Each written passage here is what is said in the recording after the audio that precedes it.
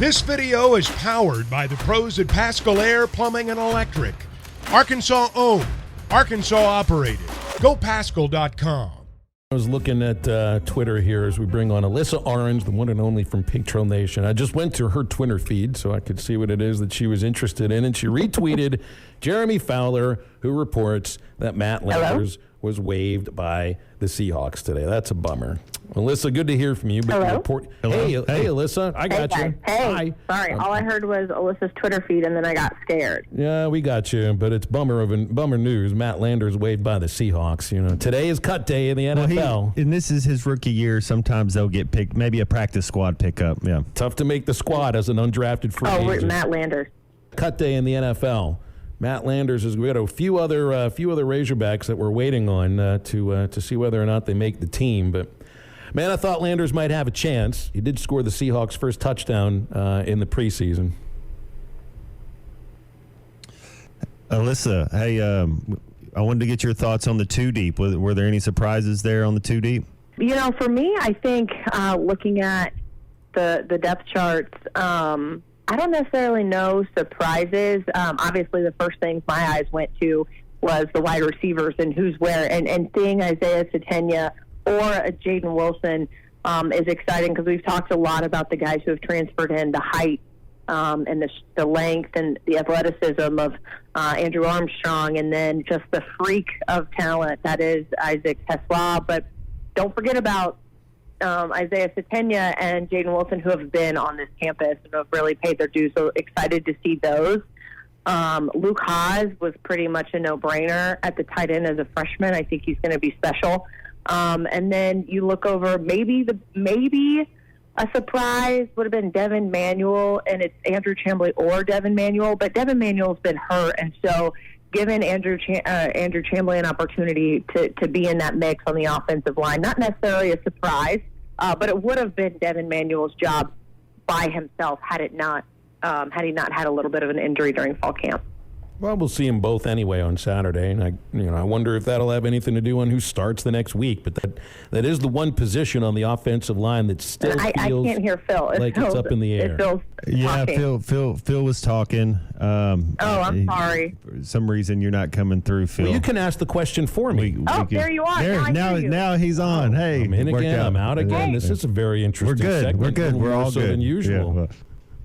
All I said is we got a couple of left tackles that are going to be playing. That's what I get from this, is that you haven't been able to make a choice on one or the other because one's not been available, and the other guy, I think it sounds to me like Chamblee surprised them with how well he took to filling in with the ones as long as he did.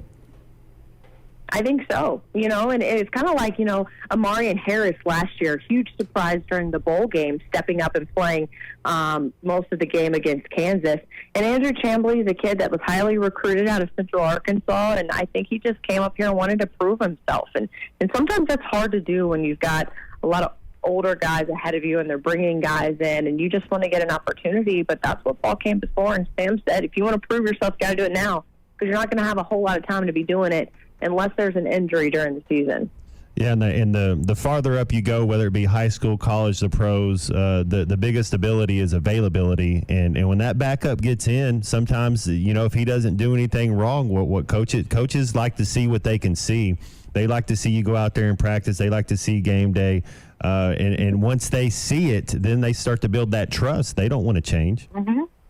Well, hey, look, one of the greatest football player of all time, and Tom Brady got his opportunity having to come in as a backup with Drew Bledsoe getting hurt. So you just never know what's going to happen.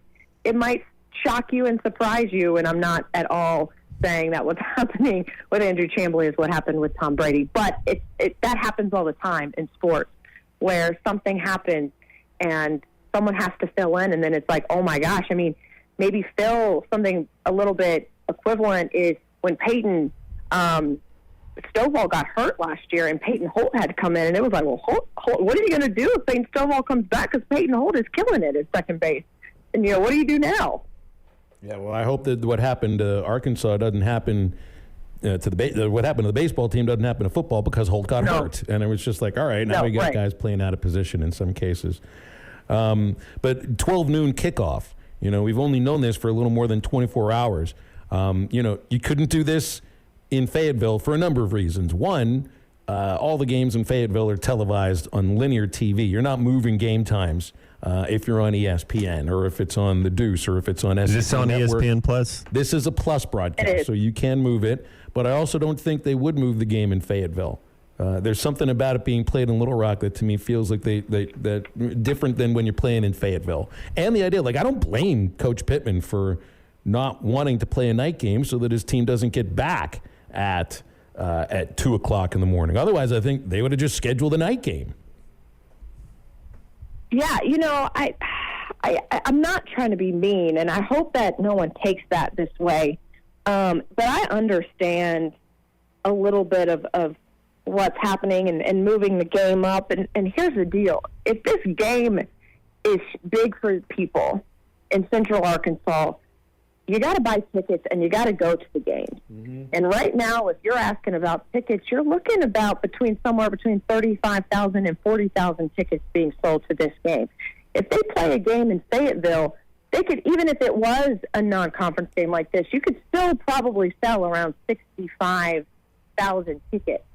And so it's a ticket thing. So it's really hard to get all up in arms about a game being moved when you haven't sold very many tickets to the game to begin with.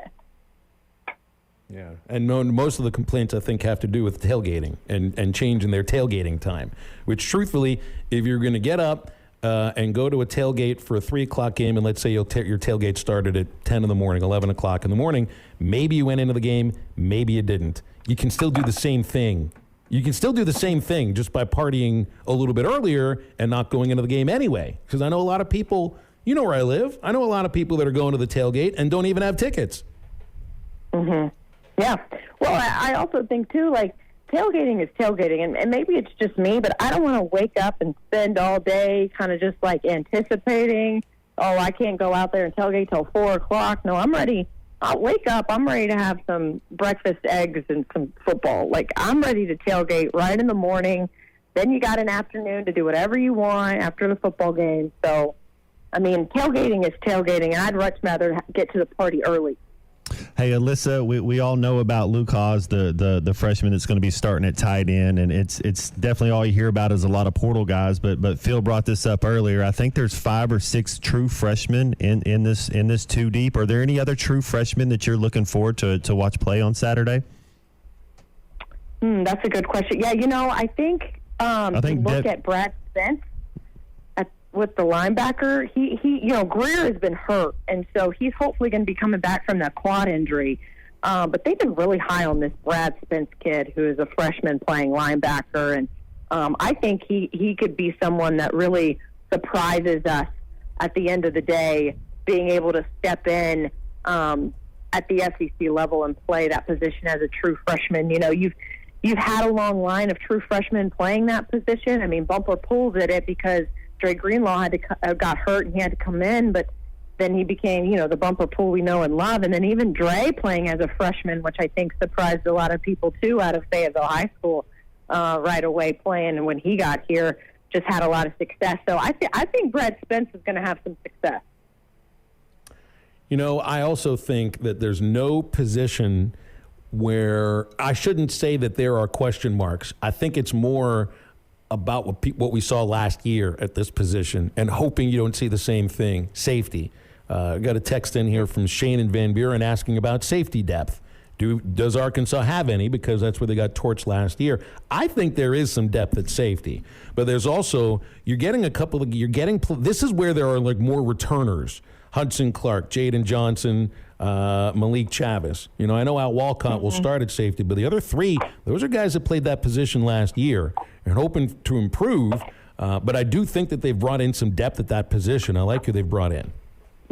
Yeah, and that's what they needed. They needed to bring in that kind of depth. And even Malik Chavis last year, who was playing a little bit more corner because of the injury, is finally back to the position that he's most comfortable with and being in the safety. So now you just have guys in a spot that they're comfortable with and ready to play. And then you bring in Walcott, and you bring in some guys who are going to be able to just elevate that room immediately on top of what they're trying to do with Marcus Woodson and all those guys. So I think there's much more talent. And again, as long as they can stay healthy and not have to just shuffle people around and bring a guy from the wide receiver room over and hope they can help them, they're going to have some success. Again, you can only go up from being 130th in pass defense in the country. So we're looking for improvement there. Alyssa, I do want to ask you about your Miami Dolphins. Do you think they're going to make a play? Are they going to be? What are the Colts doing with Jonathan Taylor? Because I think he'd be a great fit down there in Miami. I don't know. I think the Colts are playing hardball. I know that those conversations aren't over. They got to bring somebody in to help that running back room. And I'm just going to be honest with you, Matt. I am still heartbroken that Dalvin Cook is with the Jets. Because not only is it another AFC East team, and he should have been in Miami, that I haven't had a Dolphins player who is also an FSU alum in a really long time. And then I got Jalen Ramsey, and then he gets hurt, and I was like, oh, Dalvin Cook's going to do it again. And sure enough, he's not. So I'm just still bitter and heartbroken over that mess. And hopefully Miami gets it together. I trust those guys. I know they know what they're doing, but it'd be nice to have something settled in. So, Alyssa, what was it like for you for the 2 years that J.D. Drew played for the Dodgers, being a Florida State Seminole with your favorite baseball team? It was a lot of fun. And I love being able to kind of have that dual allegiance.